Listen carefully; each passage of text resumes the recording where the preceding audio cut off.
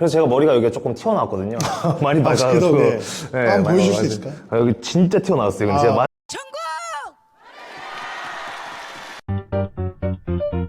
간단한 본인 소개 부탁드립니다. 안녕하세요. 저는 이종성이라고 하고요. 전공은 체육교과과, 그리고 종목은 럭비 선수로 생활했습니다.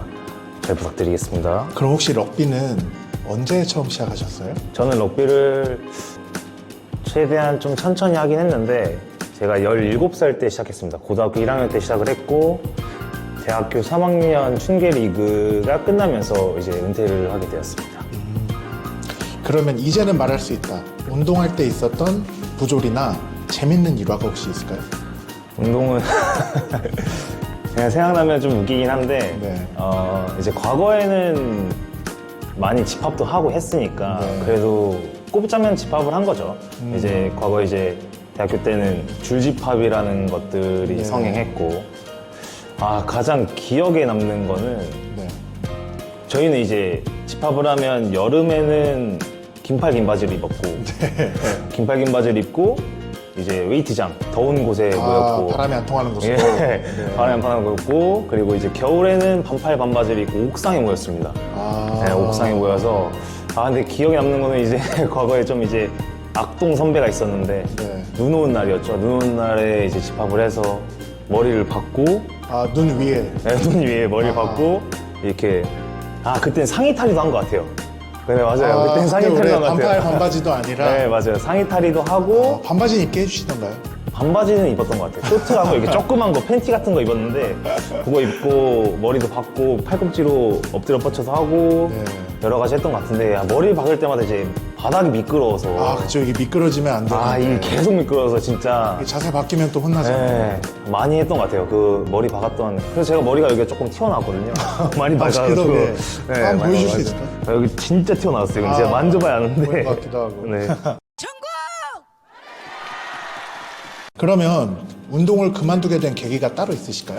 저는 럭비를 정말 좋아했어요. 정말 좋아하고 사랑했기 때문에 당시에 제가 좋아했던 이제 일본 럭비, 그러니까 뭐 저는 그런 거 아닙니다. 근데 네. 정치적 성향 전혀 없고 왜 이러는 걸까요? 일본 럭비가 굉장히 재밌고 유쾌하게 하는 편이기 때문에 일본 럭비를 막 담아서 동영상도 보고 그렇게 좋아했었는데, 이제 팀마다 스타일이 좀 존재합니다. 그 플레이 그렇죠. 스타일이 존재하기 때문에. 근데 저는 이제 지금 제가 은퇴했던 팀과는 조금 색깔이 멀었던 것 같아요. 이 스텝진들이랑도 색깔이 좀 멀어서 많이 싸움도 일어나고 많이 반항도 하고 그랬던 것 같습니다. 근데 뭐 어떤 부분이 좀 그러면 스텝층과 좀 안 맞으셨던 것 같아요? 일단 스텝진들이 능력을 의심하는 건 아니지만 저는 좀 명쾌한 스타일을 원했죠. 뭔가 내가 할 수 있는, 내가 하고 싶은. 내가 잘할 수 있는. 근데 그들은 이렇게 가둬놨죠. 이 틀 안에서만 해라. 정해진 플레이만 그쵸. 해야 하고. 그렇게 하면 선수의 기량은 늘 수가 없다고 봤거든요, 저는. 네. 과거에 그랬었고, 그래서 점점 부진했던 것도 사실이에요, 사실. 그런 부분도 인정하고, 그래서 이제 조금 이제 은퇴를 결심하게 된 계기도 있고, 그리고 아무래도 부상이 많았죠.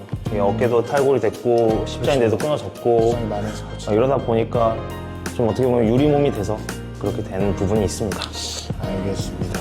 그럼 혹시 운동 그만두신 것을 후회하시나요? 만약에 후회하신다면 이유는 어떤 건가요? 저는 운동을 한 거랑 운동을 그만둔 거에 대해서 후회는 전혀 없습니다. 운동을 해서 운동 선수에 관련된 시점을 얻게 됐고, 운동을 관두면서 정말 많은 생각과 뭐 고민과 노력들을 했는데 엄청 시야가 넓어진 것 같아요. 운동을 관두고 나서 바로 군대를 갔지만, 군대를 가서 여러 부류의 사람들을 만나고 책도 많이 보게 되고 대화도 많이 하게 되고, 그리고 전역을 하고 나서는 이제 바로 해외여행도 가서 한 달 정도 살아보고 이러다 보니 뭔가 관점이라는 게 굉장히 넓어졌죠. 내가 세상을 보는 관점이 굉장히 넓어졌고, 원래 이제 운동장만 봤었는데. 그렇죠. 그때는 사실 진짜 러거였죠, 완전. 완전 러거였죠. 네. 근데 운동을 그렇게 사랑하셨는데 운동이 그립지는 않으신가요? 그립죠. 가끔 럭비를 그리워하는데, 네. 뭐 다른 운동은 제가 원래 워낙 운동을 좋아하기 때문에 뭐 유도나 뭐 헬스나 이런 것들은 하기 때문에 네. 럭비는 단체 종목이고 사실 비인기 종목이다 보니 막 하는 데가 없습니다. 그래서 보죠. 이렇게 럭비 월드컵이나 이런 것들을 보면서 아, 저 땐 저랬지. 불타오르죠. 그냥 마음속에서만 불타고 그러고 맙니다. 아, 그러면 지금 종사하고 계신 직업이랑 경력이 어떻게 되시는지.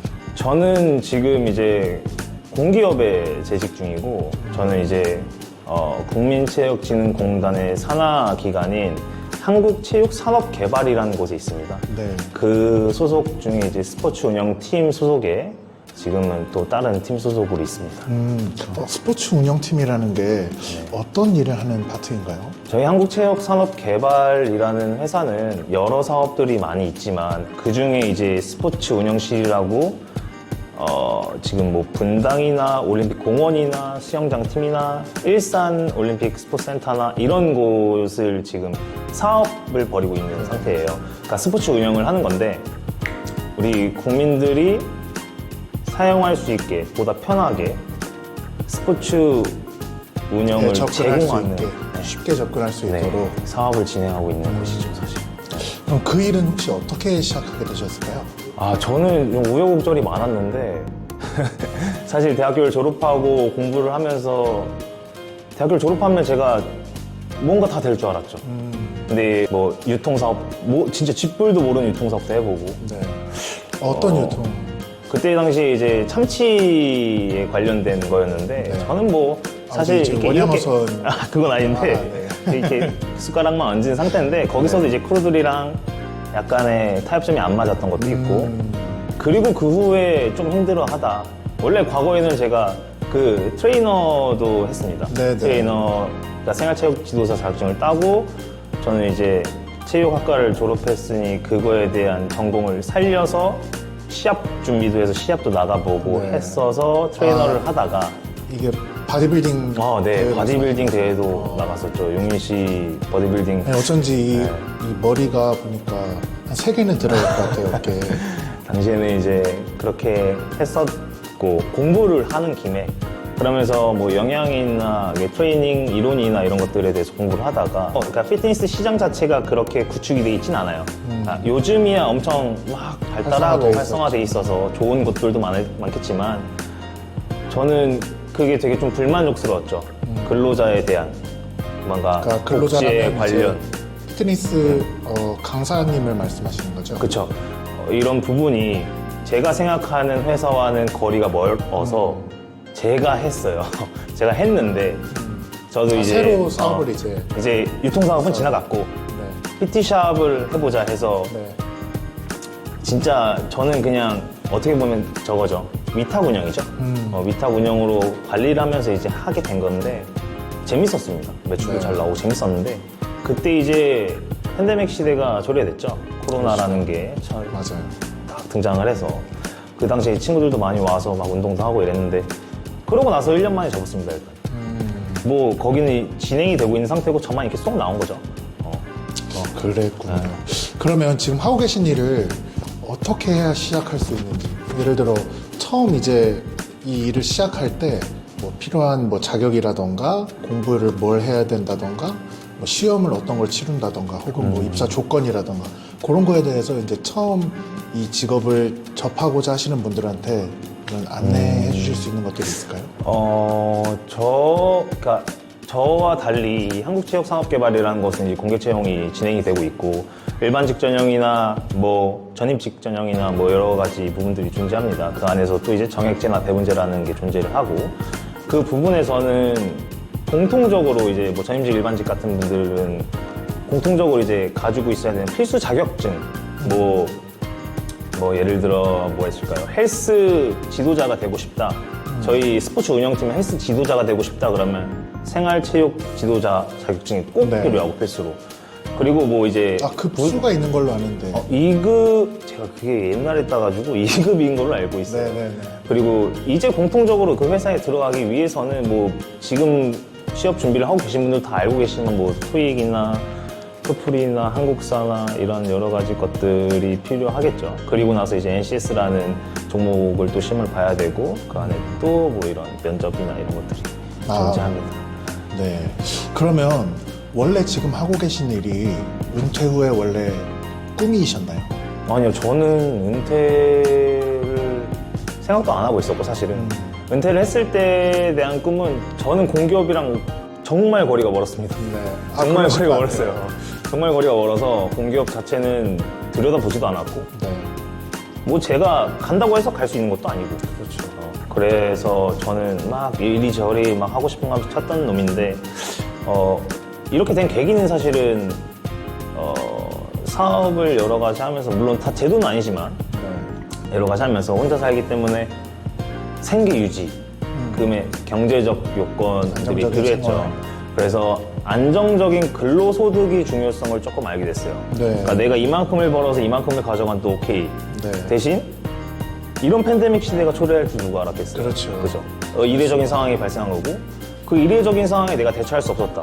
너무 못난 거죠. 그래서 이제 근로소득의 중요성을 알고 조금은 좀 이제 월급을 받아보자 해서 봤던 것 중에 회사가 이제 한국체육산업개발이었고 그 안에 이제 제가 들어가게 된 거죠. 아니 이게 사실 공기업이라는 게 이제 특히 NCS 같은 시험도 그렇고 되게 좀 난이도가 있는 시험이라고 생각하는데 이거 어떻게 그 공부를 원래 좀 하셨었나요?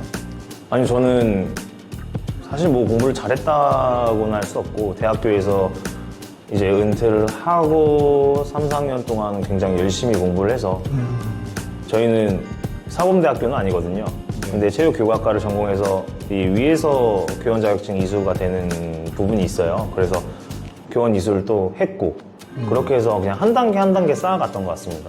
그렇게 해서 어떻게 되게 운이 좋게 저희 같은 경우는 TO가 또 되게 안 나서 네네. 직장 특성상 TO가 안 나서 운도 좀 따라줘야 돼요. 그렇죠. 정말 운이 좋았죠. 그때 당시에. 그리고 딱 잘 됐죠. 잘 된 케이스죠. 뭐 어떻게 그러면 공부를 좀 이렇게 하셨다 했는데 꾸준히 사실 이제 운동선수들이 공부를 아예 안 하고 살다가 갑자기 공부하려면 너무 막막하잖아요.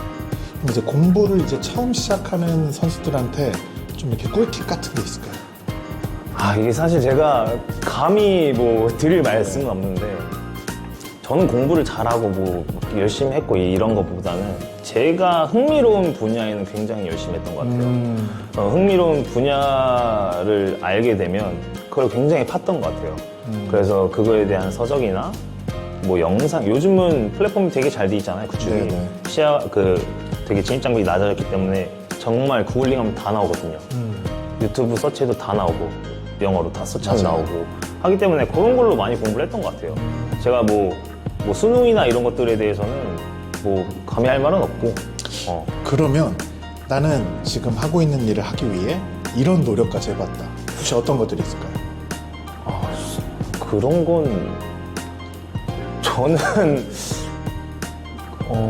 대충 했더니 그냥 툭 붙어가? 아니 그건 아닌데 네. 그냥 제가 자소서를 굉장히 열심히 썼어요. 맞아요. 기억나네요. 정말 그 자기소개서라는 거를 물론 모든 분들이 열심히 쓰시고 잘 쓰시겠지만 네. 그나마 그 와중에 조금 한다는 게 조금 글 쓰는 거. 글 쓰는 걸 원래 자신이 좀 있으셨구나. 그런 건 아닌데 네. 하다 보니 좀 된다. 쓰다 보면 된다. 하다 보니 이게 되네 이렇게 되는 건데 그 이제 공기업 같은 경우는 이제 굉장히 줄여요. 이게 문단마다 질문을 주고 뭐 300자 이내 뭐 이러면 350자 요약하는 이내. 게 이제 주로. 그게 막 쓰는 거 막 2장 3장 쓰는 건 어렵지 않죠. 그렇죠. 내 얘기 쓰는 거 어렵지 않죠. 예쁘게 쓰는 거 어렵지 않죠. 줄이는 게 힘들어요. 아하. 줄이는 게 힘들죠. 어떻게 임팩트 있게 줄이냐, 어떻게 드라마 같은 소설을 쓰냐. 짧은 문구 안에서 하지만 나를- 이 사람들한테 만족감을 어떻게 주냐. 꼭 네. 드라마 같다고 해서 다 뽑히는 게 아니니까. 그렇죠. 그냥 쓱 보고 넘기는 것들이 많으니 네. 그때 당시에는 운이 되게 좋았던 것 같아요. 근데 그때 제가 아마 국민건강보험공단도 지원을 했던 걸로 네. 알아요. 2개를 했던 것 같은데 그거 떨어졌어요. 같은 자소서였어요. 턱이 높은 거죠. 그러면은 이게 조금 이게 회사 특성이 방향이 좀 다를 수 있죠. 그럴 수 있어요. 인재상이 다를 수 있으니까. 그럴 수 있어요. 그렇죠. 네. 네.